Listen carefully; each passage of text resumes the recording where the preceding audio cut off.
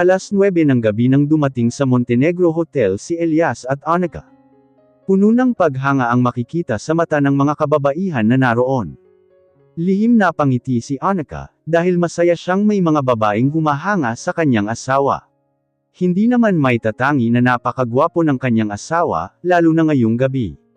Lahat ng kaibigan nila Elias ay naririto sa kasayahan, kasama ang mga asawa at nobya ng mga ito.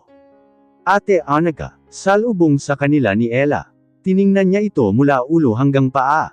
Wala pa rin kupas ang kapatid, sexy pa rin ito, kaya kahit hanggang ngayon sikat na sikat pa rin ito sa industriya ng showbiz. Happy birthday Finex! Nakangiting bati ni Annika. Thanks Eka. Pasalamat naman ni Finex. Hinhila kaagad ni Ella si Annika, kung nasaan ang pwesto nila Eve at ng iba pa. Si Elias naman ay naiwang kausap ni Finex, pero ang mata nito at atensyon ay nasa asawa. Pare, hindi mananakaw si Annika. Pabirong wika ni Finex. Shut up! Paano na lang kung may biglang lumapit na lalaki sa asawa ko? Turan ni Elias. Napaka-possessive husband naman nito. Asel ni Finex. Nagsalita ang hindi seloso. Litanya ni Elias. Nagpunta si Elias at Finex sa pwesto, kung nasaan ang iba pa nilang kaibigan. Oh, pare naririto ka na pala. Ani ni Cole, sabay tango sa kaibigan. Where's Eka? Tanong naman ni Styles. Ayon na kidnap na ni Ella. Sagot niya sa kanyang mga kaibigan. Naupo si Elias sa isang libreng silya malapit kay Styles. Si Finex naman ay muling umalis, para asikasuhin ang iba pang bisitang dumarating. Bro, si Ford De Silva naririto. Mahinang bulong ni Styles sa kanya. What? Bakit naririto ang Ford na iyon? Inis na asal ni Elias. Bakit ganyan ang mukha mo pare, para kang may kabag hindi makautot? Kantsaw ni Lok sa kaibigan. Sikmuraan kaya kita riyan. Angle sa kanya ni Elias. Mukhang bad trip na naman ang lover boy natin. Saad ni Ed. Paano naririto na ang karibal niya? Sabay nguso ni Styles sa Derek's iyon, kung saan naroon si Ford. Kausap nito ang ama ni Finex. Bakit naririto ang Fort de Lata na yan? Inis na asal ni Elias, narinig naman ito ng mga kaibigan niya, kaya napatingin ang mga ito sa kanya. Fort de Lata. Chorus ng 5. Malakas na tumawa si Cole, dahil sa sinabi ni Elias. Nagiging joker ka na rin ha? Natatawang sambit ni Cole. Alam mo gwapo rin yang si Fort de Lata, Isti Ford De Silva pala. May ipagyayabang rin magandang lalaki mayaman. Nakangising saad ni Luke. Lalo naman sumimangot si Elias, bakit ba kung saan sila magpunta ni Annika, ay laging naririto si Ford? Ganoon ba kaliit ang mundo, para lagi silang magkita-kita? Agad na tumayo si Elias sa kanyang inuupuan, pero agad siyang pinigilan ni Tyron sa kanyang braso. Where are you going? Tanong ni Tyron. Sa pagkain ko, baka kasi biglang may bangaw na damapo, at madumihan pa. Seryosong saad ni Elias. Tingnan mo kung sino pa ang madalas manloko, at mang babae, sila pa talaga ang ubod ng seloso at possessive. Pahabol ni Cole. Sayo pa talaga nanggaling ang salitang iyan, tubulin ka sana. Asek ni Elias at umalis para puntahan ang asawa. Mabilis na yabag ang ginamit niya, nang makarating siya sa pwesto ni Annika, ay dumukwang siya. Upang bigyan ng isang patak na halik si Annika sa balikat nito. At dahil off-shoulder ang design ng dress niya, litaw ang makinis at maputi niyang balikat at dibdib. Sweetie, asal ni Annika, at sabay haplos ng babae sa pisngi ni Elias. Kinikilig naman ang mga kasama ni Annika, lalo na si Ella para itong may ihi sa kilig. Uwi na tayo sweetie, bulong ni Elias sa babae. Ha, bakit naman kakarating nga lang natin? Bigkas ni Annika. Oo nga Kuya Elias ang aga pa kaya, at kakarating nyo lang din. Magtatampo si Finex niyan sa inyo. Siganda naman ni Ella. Ang totoo ay ayaw pa naman kaagad umuwi ni Elias, hindi lang siya mapalagay dahil nasa paligid ang kanyang karibal. Oo pakiramdam niya ay karibal niya na ito, simula nang halikan nito si Annika. May takot rin sa kanyang puso, paano kung maagaw at mawala sa kanya si Annika, baka masiraan siya ng bait kapag nagkataon. Punta lang ako sa comfort room sweetie. Palam ni Annika sa asawa nito at tumayo. Sasamahan na kita. Alok ni Elias sa babae. Sweetie kaya ko na okay. Asel ni Annika. Mag-isang nagtungo si Eka sa comfort room, nasa harapan siya ngayon ng salamin, habang inaayos ang ilang hiblang ng kanyang buhok na tumabong sa kanyang mukha. Nang matapos niya ng pagmasdan ng sarili sa salamin, ay napagdesisyunan niya nang lumabas sa comfort room. Naglalakad na siya sa hallway, nang may mapansin siyang isang anino sa kanyang likuran. Anino ito ng isang lalaki.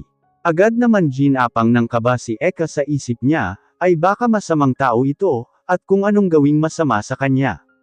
Binilisan niya na ang kanyang paglalakad, kulang na lang ay matapilok ito, dahil sa laki ng hakbang na kanyang ginagawa. Habang naglalakad siya, ay panaylingon niya sa kanyang likuran. Wala naman na tao sa hallway, tanging siya lang. Papaliko na siya, nang may makabangga siya na isang katawan ng lalaki. Agad naman siyang napatingin sa taong nakabanggaan niya, nakahinga siya ng maluwag. Dahil si Elias ang taong iyon, at nagtatakang nakatitig ito sa kanya. "What's wrong, sweetie?" Seryosong tanong ni Elias sa babae. Bakas kasi sa mukha ng babae ang takot at pangamba. "Are you okay?" Tanong muli ni Elias nang hindi sumagot ang babae. Yes sweetie, akala ko kasi may sumusunod sa akin." Turan ng babae, at alanganing ngumiti sa asawa. "Are you sure you okay?" Muling tanong ni Elias. "Yes sweetie, don't worry." Saad ni Annika, at matamis na ngumiti sa asawa. Hinapit ni Elias sa baywang ang asawa, at naglakad pabalik kung saan naroon ang dati nilang pwesto. Habang naglalakad sila, ay huling-huli niya ang mga titig ni Ford kay Annika. Kaya masamang tingin rin ang pinukol niya para sa lalaki. Ngumisi naman si Ford sa kanya, para itong nang asar. Isang linggo ang nakalipas. Abala si Annika sa pag-aayos ng mga papeles para sa kumpanya. Ngayong araw sila magkikita ni Mr. Ramos, kung saan isinanglan ni Boss ang kumpanya nila. "Ma'am Annika, gusto niyo po ba tawagin ko si Mang Kanor upang ipag-drive ka?" Wika ni Carissa sa kanyang boss. "No Carissa, kaya ko naman magmaneho, saka nga pala kailangan mo sumama sa akin ngayon." Turan ni Annika. "Kasama po ako." Turo ni Carissa sa kanyang sarili. "Yes Carissa, I need you there. Kailangan ko ng opinyon mo, para sa pag-uusap namin ni Mr. Ramos." Nakangiting saad ni Annika. "Okay po ma'am." Si Annika ang nagmaneho ng sasakyan patungo sa lugar, kung saan magkikita sila ni Mr. Ramos. "Ma'am Eka, parang kinakabahan po ako." Asal ni Carissa ang kanyang sekretarya. "Maging ako'y kinakabahan rin Carissa, hindi ko alam kung bakit." Litanya ni Annika at sabay haplos ng kanyang dibdib. Marahan lang ang patakbo ni Annika sa kotse, hindi ganoon kabilas, sakto lang para ligtas silang makarating sa kanilang pupuntahan. Hindi sinasadyang napatingin si Annika sa rearview mirror ng sasakyan niya. Napansin niya parang may isang sasakyan na sumusunod sa kanilang likuran, heavy tinted glass ang salamin ng sasakyan, kaya hindi niya makita ang driver doon sa loob nito. Umiling-iling na lang siya, baka sadyang nakasunod lang ang sasakyan sa kanila. Medyo binilisan niya na lang ang kanyang pagmamaneho. Habang binabaybay nila ang kahabaan ng highway, ay binuksan ni Carissa ang stereo ng sasakyan niya, at nakinig ng music. Sakto naman ang kantang nagmamula sa stereo, ay yung kantang kinanta ni Ella noong kasal nila ni Elias. Napapangiti si Eka habang nakikinig ng music, paborito niya na tong kanta simula nang may kasal sila ni Elias, ang lalaking mahal niya. Saktong nasa chorus na ang kanta, papaliko na rin sila sa pakurbadang kalsada. Inapakan ni Eka ang preno ng kanyang sasakyan, para maging mabagal ang takbo ng kotse, pero hindi na gumagana ang preno ng kanyang sasakyan. Umusbong ang kaba sa dibdib ni Annika, at napalingon kay Carissa. Nakangiti ang babae, at magiliw na sinasabayan ang kanta. Jeez! Mariing mura ni Annika, dahil lalo pang bumilis ang takbo ng kanilang sasakyan. "Carissa," tawag niya sa babae. "Yes po ma'am." Takang tanong ni Carissa kay Annika. "Higpitan mo ang seatbelt mo." Asal ni Annika. "Ho?" Kabadong tanong ni Carissa, at sunod-sunod na palunok. "Hindi gumagana ang preno ng sasakyan ko." Garalgal ang boses ni Annika dahil sa kaba. Pabilis na pabilis ang takbo ng sasakyan, nang biglang may sumulpot na isang itim na sasakyan, kasalubungan nila ito. Liwasan sana ito ni Annika, pero huli na. "Jesus!" Anas ni Annika. At malakas nagsalpukan ang mga kotse nila. Malakas na ingay ang umalangaw-ngaw sa kahabaan ng highway. Wasak ang unahang sasakyan ni Annika. Pulos dugo ang noo ni Annika, si Carissa naman ay hindi labis na puruhan. Ngunit may sugat din ito sa kanyang ulo. Dahan-daang nagmulat ng mata si Carissa, at bumaling sa amo nito, kahit nang lalabo ang paningin niya, ay pilit niyang inaninag ang mukha ni Annika. Ma'am Annika, namamaos na tawag ni Carissa. Ma'am Eka, muling tawag niya sa babae. Diyos ko tulungan niyo po kami. Nang hihinang saad ni Carissa. Bumukas ang pinto ng driver's seat kung nasaan si Annika. May babaeng nakatayo doon. Nakita ni Carissa na umuklo ang babae, at parang may kung anong tinanggal sa kamay ni Annika at umalis na. Hindi naman ito nakilala ni Carissa, sa kadahilanang nanglalabo ang kanyang mga mata. Ilang segundo ang lumipas, muling may lumapit sa driver's seat.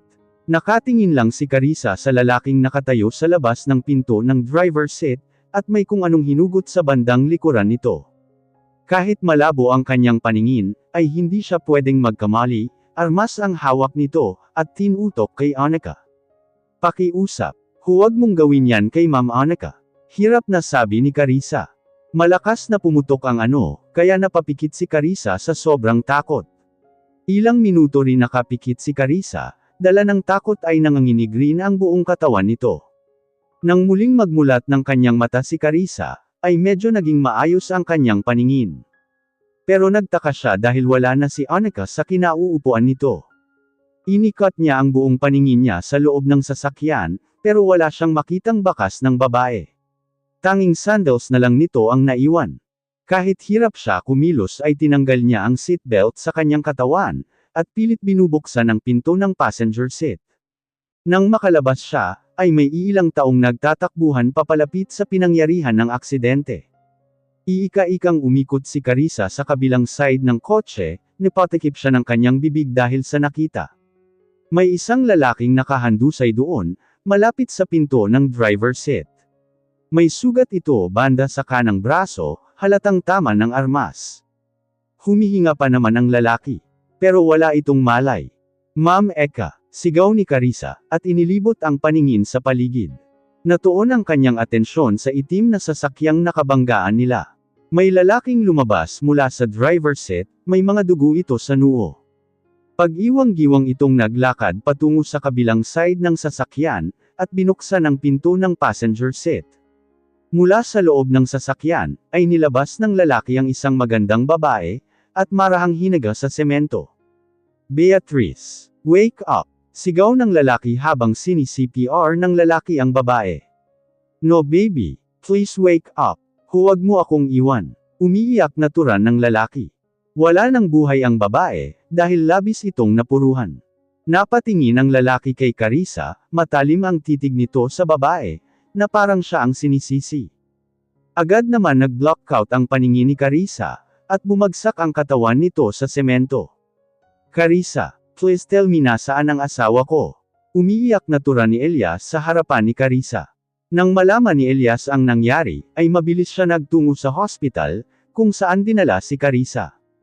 Inaasahan ni Elias na makikita niya si Annika roon na wala kahit anong galos. Ngunit mali ang kanyang inaakala, kahit anino ng asawa niya ay wala roon. Puno ng takot at pangamba ang puso ni Elias, nasaan na kaya ang kanyang asawa? Sir Elias, hindi ko po alam kung nasaan si Ma'am Eka. Ang alam ko lang po ay magkasama kami sa loob ng kotse. Naalala ko may babae na lumapit sa kanya, pero agad naman itong umalis. Ang sumunod na nangyari ay may lalaking lumapit kay Madam Annika, at kita ko natutukan niya ng armas ang walang malay na si Ma'am Annika. Tapos biglang pumutok ang armas, kaya napapikit ako. Pero pagmulat ng aking mga mata, ay wala na si Ma'am Eka sa kanyang kinauupuan. Humahagulhol na saad ni Carissa. Halos manghina si Elias sa kanyang narinig mula sa babae. Muntik na siyang mabuwal sa kanyang kinatatayuan, buti na lamang ay maagap siyang nahawakan ni Luke sa kanyang braso. Ang asawa ko, nasaan ka sweetie? Umiiyak na bigkas ni Elias. Mayroon pa naman siya ritong surpresa para sa asawa. Nakakaalala na si Elias, kanina lamang umaga doon sa opisina nito bumalik ang lahat-lahat. Naalala niya kung paano sila nagkakilala ng babae, at naging mag-asawa at nagmaalan. Paano niya ito masasabi sa kanyang asawa, kung ganoong nawawala ito? Annika. Umalangaw-ngaw ang malakas na sigaw ni Elias, sa loob ng kwarto ng hospital. Para siyang dinudurog ngayon, hindi niya alam kung ano ang kanyang gagawin. Ano ang sasabihin niya sa kanyang mga anak, na nawawala ang kanilang ina? Pare, tibayan mo ang loob mo para sa mga anak niyo ni Eka, magtiwala ka, makikita rin at mahahanap si Annika ng mga pulis. Kumilos na rin ang mga tauhan ni Finex, para tumulong sa paghahanap kay Eka, magpakatatag ka. Pagpapakalma ni Luke sa kanyang kaibigan. 2 buwan na ang lumilipas, wala pa rin balita kay Annika. Maski ang mga pulis ay hirap sa paghahanap sa babae, ganoon din ang mga tauhan ng mga Montenegro. Gabi-gabi naman nagpapakalanggo sa alak si Elias, hindi niya matanggap ang sinapit ng kanyang asawa. Ang mga anak naman nila, ay nasa poder ngayon ng mommy at daddy ni Elias na si Althea at Dylan. Dahil sa walang tigil na paglalasing ni Elias, ay napabayan niya na ang kanyang mga anak, kaya mas minabuting naroon sa kanyang mga magulang ang kanilang mga anak. Sir Elias, mag-almusal muna ho kayo. Boses ng isang babae sa labas ng kwarto nila Elias. Ang babaeng ito ay si Mia. Mia, pwede ba pabayaan mo muna ako? Bulyo ni Elias sa babaeng mayordoma. Walang nagawa ang babae, at umalis na lamang ito sa labas ng pinto. Sa tuwing natutulog si Elias, o kahit ipikit niya ang kanyang mata, mukha ni Annika ang nakikita niya. Laman rin ng kanyang panaginip ang mukha ni Annika.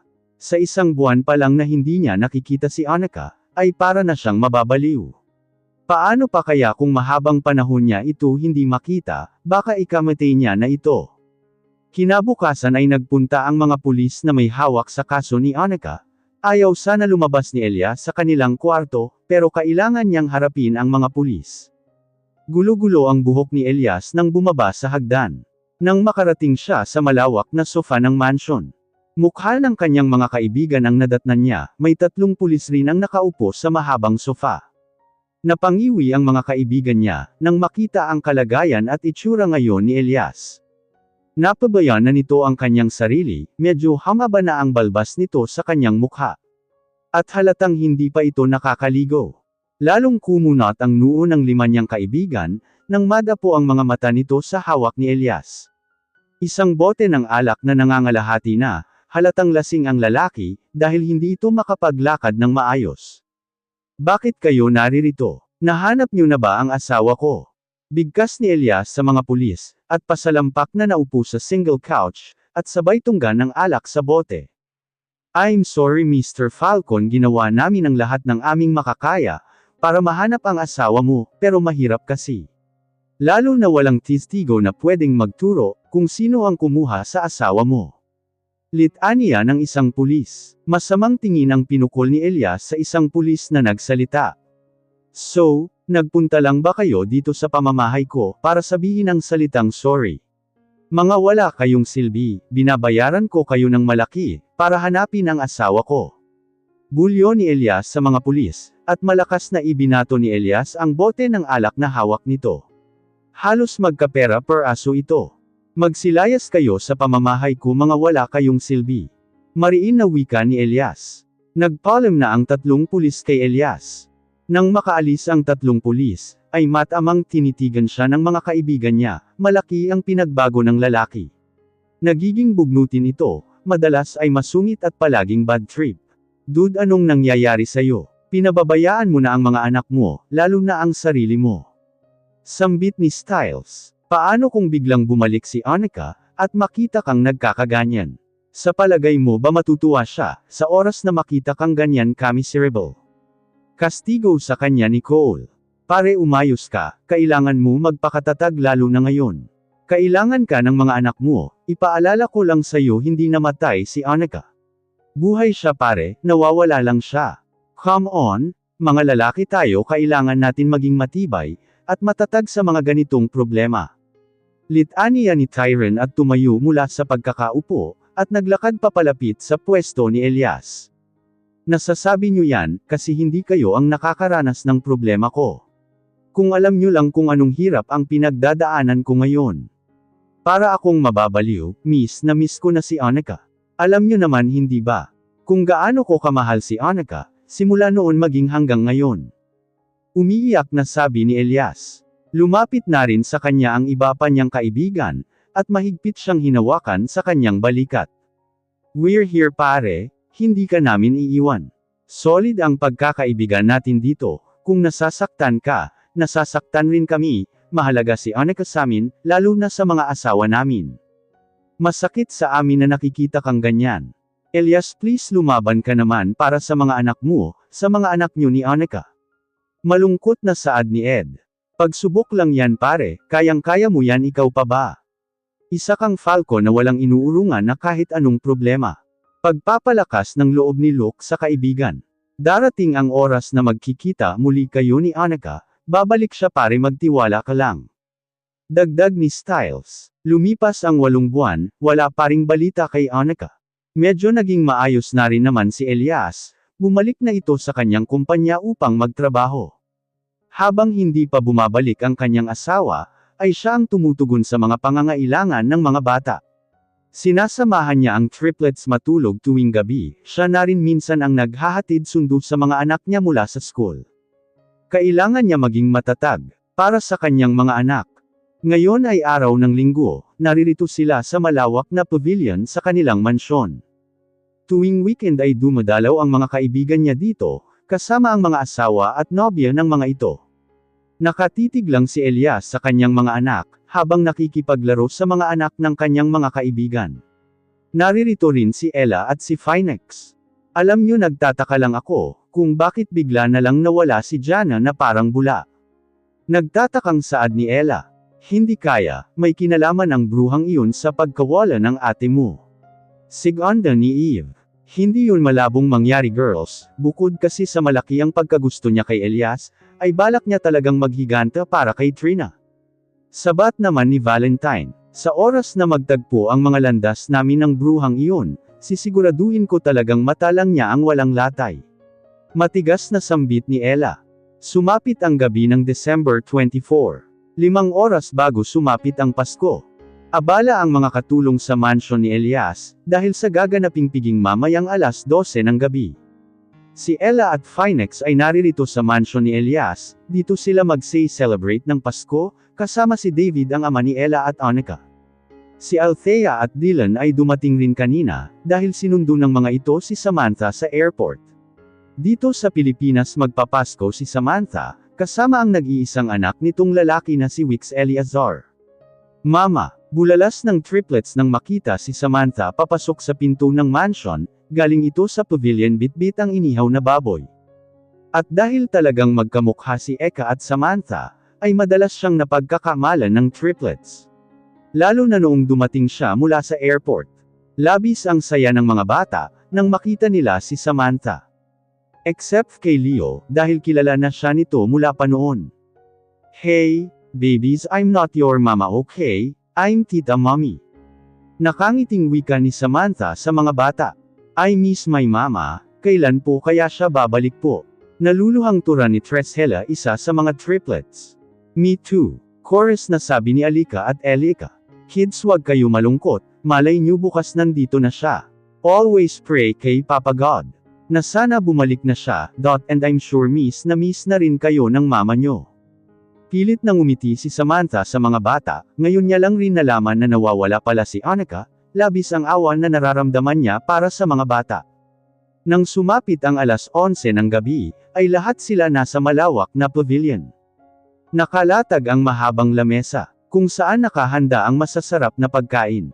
Lahat ng tao roon ay nagsasaya, maliban kay Elias. Malayo ang tingin nito sa kawalan, iniisip niya si Annika, ano na kaya ang ginagawa ng kanyang asawa ngayon? Nasa maayos kaya itong kalagayan? May maganda ba itong tinutulugan? Kumakain kaya ito sa tamang oras? Marami ang tanong ni Elias, minsan ay sinusumbatan niya ang Diyos, kung bakit ito nangyayari sa kanila. Sweetie, nasaan ka na? I missed you so badly. Please come back to me. Come back to us. Mahinang anes ni Elias, at sabay simsim ng wine sa hawak nitong goblet. Nang sumapit ang alas 12 ng gabi, ay nagpa-firework si Edward at Raymond. Hindi na rin nakabalik pa si Randy, ang dati nilang driver dahil namatay ang asawa nito, at siya na ang tumatayong ina at ama sa 4 nitong mga anak. Tuwang-tuwa naman ang mga bata, dahil sa iba't ibang kulay ng fireworks sa kalangitan. Kain na tayo guys, tawag ni Ella sa mga kasama nito. Nagsiupuan naman ang iba, pero si Elias ay nanatiling nakatingala sa kalangitan, kaya nilapitan ito ni Edward at Raymond.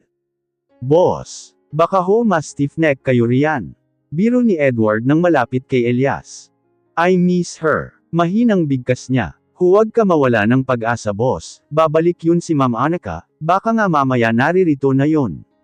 Hal ika na boss, naghihintay ang mga anak mo. Hinhila na ni Edward ang braso ni Elias, at akay-akay papunta sa mahabang lamesa. Habang masayang nagsasalo-salo sila Elias, ay biglang tumunog ang doorbell. May bisita pa ba tayong inaasahan? Nakakunot noon na tanong ni Elias. Wala naman. Si Ella ang sumagot. Teka ho, sisilipin ko, at baka mga batang labas iyan namamasko. Ani ni Mia at tumayo, at mabilis naglakad papunta sa malaking gate ng mansion. Wala ang mga bodyguards nila ngayon, dahil nagsiuwian ang mga ito sa probinsya, para makasama ngayong Pasko ang mga pamilya nito. At dahil medyo malayo ang gate ng mansion, ay hindi matano ni Mia ang taong nakatayo sa labas ng gate. Pero sigurado siyang babae ito. Dahil sa figura nito. Nang medyo malapit na siya, ay lumakas ang kabog ng dibdib niya, nang makilala ang babaeng nasa labas ng gate. Simpleng pulang dress ang suot nito, at taglay itong kulay itim na buhok. Patakbo siyang nagtungo sa gate, at mabilis binuksan ang gate. Diyos ko! Asal ni Mia. Pumasok ang babae, at simpleng ngumiti sa kanya at naglakad na, siya naman ay naiwang nakatulala. Nang may sarado niya ang gate, ay mabilis na lakad ang ginawa niya, para maubyutan ang babae. Habang naglalakad siya, ay pinagmamasdan niya ng mabuti ang likod ng babae, parang may kakaiba sa babae. Para yatang tumangkad ito, at ang kilos niya ay ibang-iba. Sa tagal ba naman na nakasama niya ang babae noon, ay kilala niya na ang kilos at galaw nito. Tumakbo siya upang kausapin ito, pero hindi man lang siya nito binati o pinansin man lang. Kaya naisipan niyang mauna na lang sa babae, at patakbong nagtungo sa pavilion. Humahanggaw siya nang makarating sa pavilion. Lahat ng mata naroon ay sa kanya nakatuon. May problema ba Mia? Si Elias ang nagtanong. Si Ma'am Eka. Naputol ang kanyang sasabihin, nang may boses nang nagsalita sa kanyang likuran. Sweetie, malumanay na boses ng babae. Agad napatayo si Elias sa kanyang kinauupuan. Nang makita ang babaeng nakatayo sa likuran ni Mia. Annika, hindi mapigilan lamandes ang luha sa mata ni Elias, ang babaeng 10 buwan na nawala ngayon ay naririto na.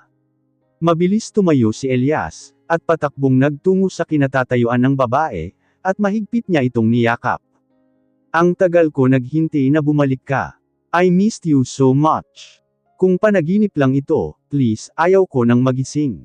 Umiiyak na wika ni Elias. Mahigpit din siyang niyakap ng babae, at nilasap nito ang mainit na yakap ni Elias.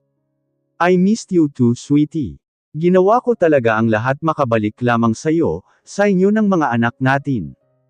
Umiiyak na saad ni Annika, at mas lalo pang hinigpitan ang yakap sa lalaki. Humiwalay si Elias ng pagkakayakap sa babae, at hinalikan niya ito sa labi. Tinugunan naman ito ni Annika. Ate Eka, bulalas ni Ella. Tumigil naman sa paghahalikan ng dalawa, at ginaya siya ni Elias patungo sa mahabang lamesa. At dahil tulog na ang triplets, ay si Leo na lamang ang gising ngayon. Leo, your mama is here na. Masayang sabi ni Ella sa pamangkin. Umismid ang labi ng batang lalaki, at pinagkatitigan ang mukha ni Annika. No, she's not my mama. Sigaw ni Leo at nanaog sa silya, at patakbong nagtungo sa pinto ng mansion. Nagulantang naman ang lahat, lalo na si Elias dahil sa inasal ng kanilang anak. Kilala niya si Leo, mahal na mahal nito si Annika. Naalala niya sa tuwing dumarating si Annika galing mula sa trabaho, ay sinasalubong nito ang ina, at pinupupog ng halik sa mukha. Pero bakit ganito ang inasal ng kanyang anak, parang hindi ito masaya na bumalik na ang kanyang ina. Sweetie, pagpasensyahan mo na si Leo, alam mo naman matagal ka nawala. Siguro nagtatampo lang yun. Nakangiting wika ni Elias sa asawa, at niyaya niya ito maupo sa isang silyang malapit sa kanya. Napalingon naman si Annika, sa gawing pwesto ni Samantha. Nakakunot ang noo ni Samantha. Habang nakatitig sa kanya, nakipagtagisan siya ng titig rito, kaya unang umiwas ng tingin ay si Samantha.